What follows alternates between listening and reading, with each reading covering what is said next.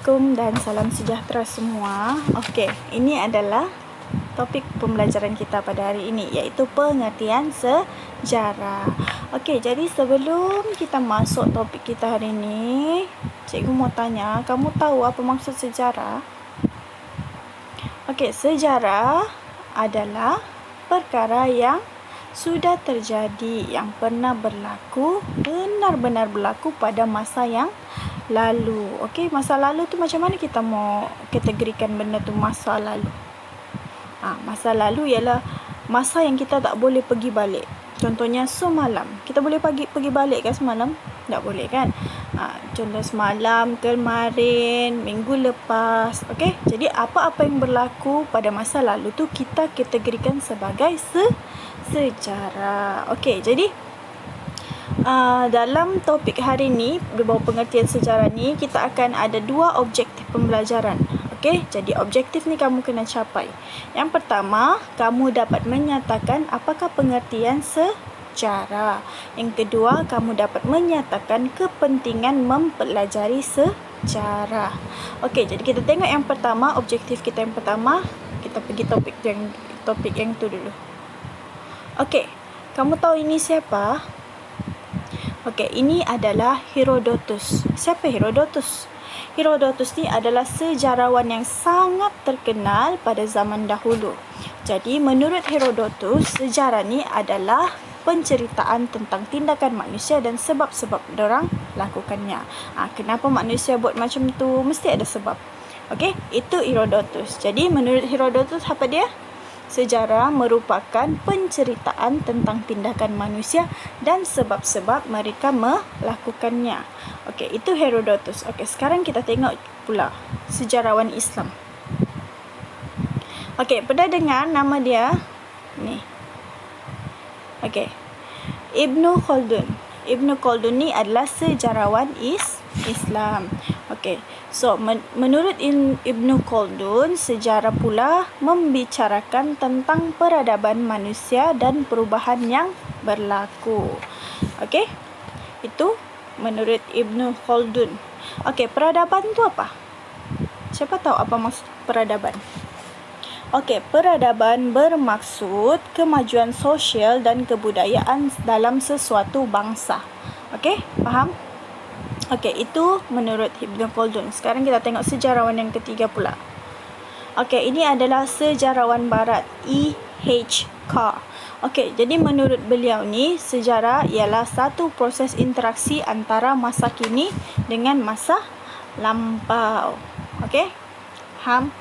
Okey, yang seterusnya, sejarawan yang seterusnya. Okey, Profesor Emeritus Tan Sri Dr. Khoo Kay Kim. Okey, so Tan Sri Dr. Khoo Kay Kim ni adalah sejarawan dari mana? Cuba teka. Betul, beliau adalah sejarawan Malaysia. Okey, sejarawan Malaysia. Jadi menurut Profesor Emeritus Tan Sri Dr. Khoo Kay Kim, sejarah ni merujuk peristiwa yang pernah ataupun sudah berlaku. Okey? Okey, kita tengok pula apa pengertian sejarah yang seterusnya. Siapa? Okey, ini dia. Dr. Muhammad Yusof bin Ibrahim. Okey, jadi menurut Dr. Muhammad Yusof bin Ibrahim, sejarah ni merupakan catatan ataupun rekod sesuatu peristiwa yang berlaku pada masa lalu. Okey, jadi kita ada 5 tadi. 5 sejarawan. Yang pertama ialah siapa? Herodotus. Yang kedua, Ibnu Khaldun. Yang ketiga, E.H. Carr.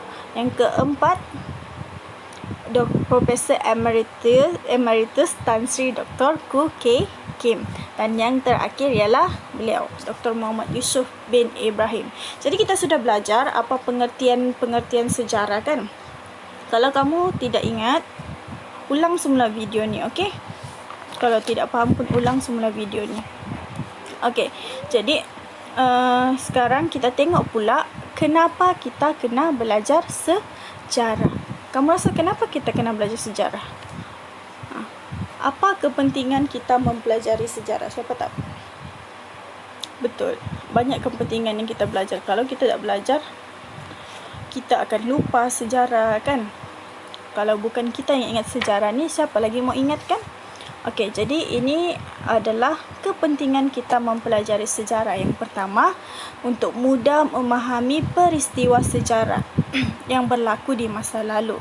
Contohnya macam peristiwa kemerdekaan kita supaya kita mudah faham kenapa kita kena merdeka, dari siapa kita kena merdeka, faham? Okey, yang kedua, memberikan iktibar dan teladan. Okey, jadi banyak cerita sejarah-sejarah kita yang dulu yang kita boleh jadikan iktibar dan teladan. Contohnya, peristiwa kejatuhan Kota Melaka. Macam mana Kota Melaka boleh jatuh?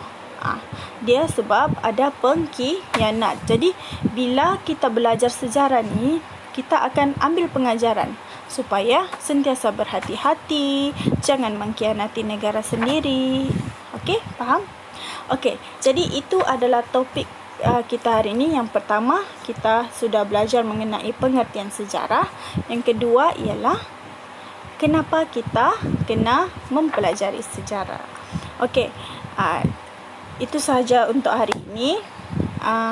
Jumpa lagi dalam topik yang akan datang.